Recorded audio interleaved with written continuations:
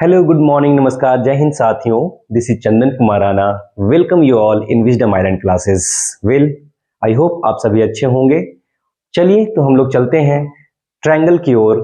और we have already started with triangle and in the first class we have seen the basics of the similarity and then in the lecture 2 we have seen the proof of Thales theorem. तो थोड़ा सा हम लोग Thales theorem के बारे में समझ लेते हैं, एक रिकैप कर लेते हैं छोटा सा। थेल्स थ्योरम ये बोलता है कि if a line is drawn parallel to any side of the triangle then that line will divide the other two side in the same ratio and we have already learned how one can prove the Thales theorem.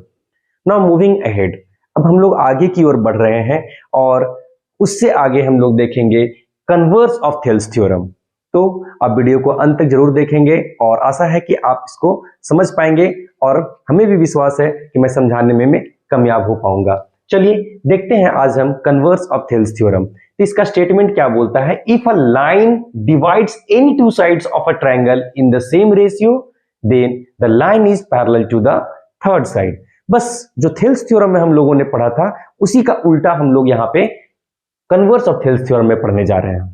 Thales theorem ये बोलता है कि if a line is drawn parallel to any side of the triangle then that line will divide the other two side in the same ratio. अब यहाँ पे उसी का उल्टा कि कोई भी लाइन अगर ए बी और ए सी को डिवाइड कर रहा है सेम रेशियो में तो वो जो लाइन होगा वो मेरा बी सी का पैरेलल होगा।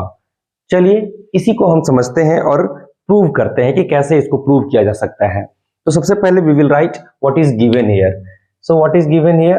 Given is ABC is a triangle. ABC is a triangle in which AD in which the line DE divides AB and AC in the ratio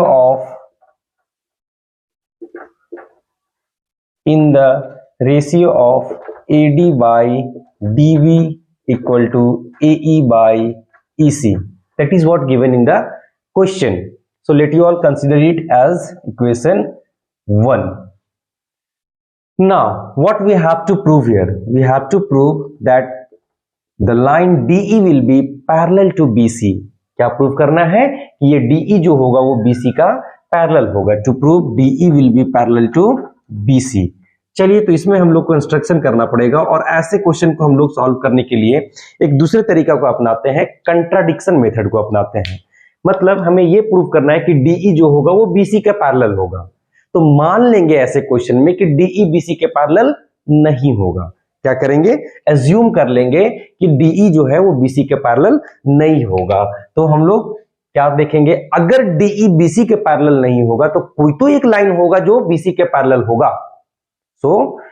अगर DE BC के parallel नहीं है तो कोई तो एक लाइन होगा जो मेरा BC के पैरेलल होगा।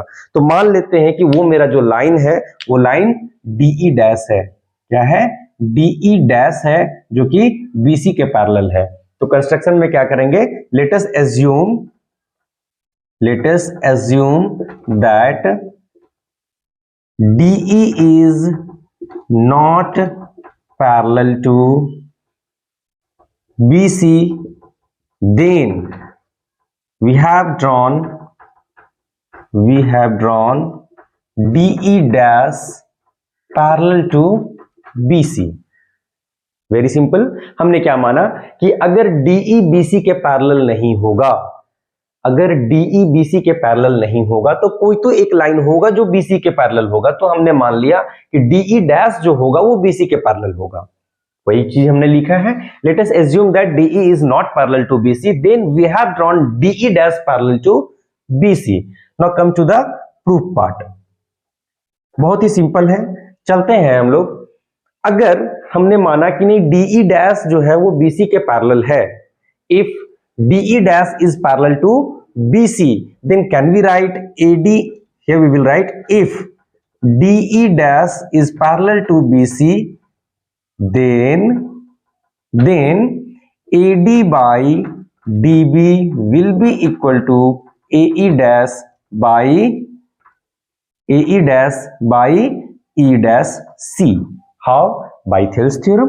जो थेल्स थ्योरम कहता है यही कहता है कि कोई भी लाइन को अगर हम किसी एक साइड के पैरेलल ड्रॉ करते हैं तो अदर टू साइड्स को सेम रेशियो में डिवाइड करता है। तो चलिए अगर हम DE डैश को कंसीडर कर लिए हैं कि BC के पैरेलल है तो निश्चित तौर पर वो क्या करेगा, AB और AC को सेम रेशियो में डिवाइड करेगा। तो हमने लिख दिया AD by DB will be equal to AE dash by E dash C by Thales theorem. So let us consider it as equation 2. So from 1 and 2, comparing 1 and 2, from 1 and 2, can you observe that LHS is equal, AD by DB equal to AE by EC, and here AD by DB equal to AE dash by E dash C. So if we will compare equation 1 and 2, you will get AE by EC will be equal to AE dash by E dash C. Well my dear students, अब इसी को हम थोड़ा सा और proceed करते हैं।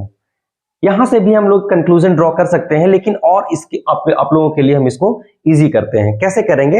Adding 1 in both side, adding 1 in both side. अगर हम दोनों साइड ऐड कर देते हैं 1, तो व्हाट विल यू गेट?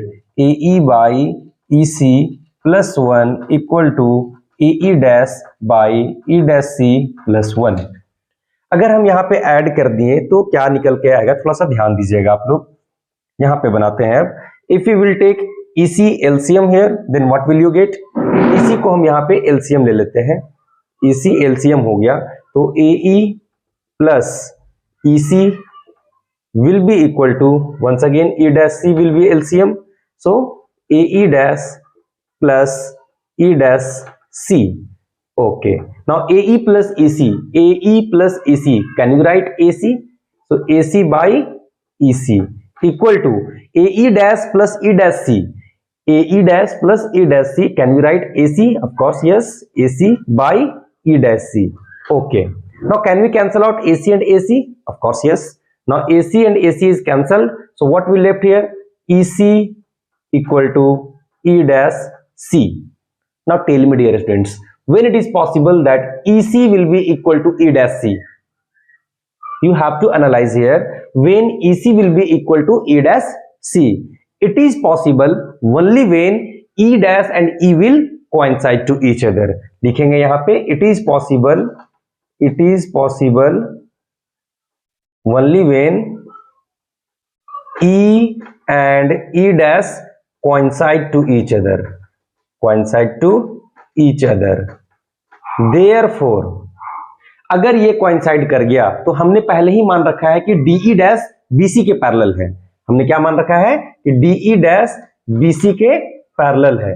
अगर ये कोइंसाइड कर गया तो can we write DE in place of E dash, can we write E? It is because we have already considered that E dash and E will coincide to each other, मतलब एक ही point में लाई करेगा।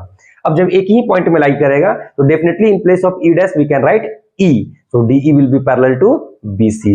यही तो हमको prove करना था और हम समझते हैं कि आप लोगों को समझ में भी आ गया होगा।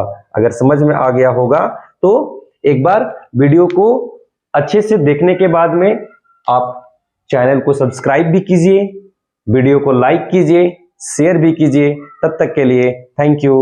वंदे मातरम। जय हिंद।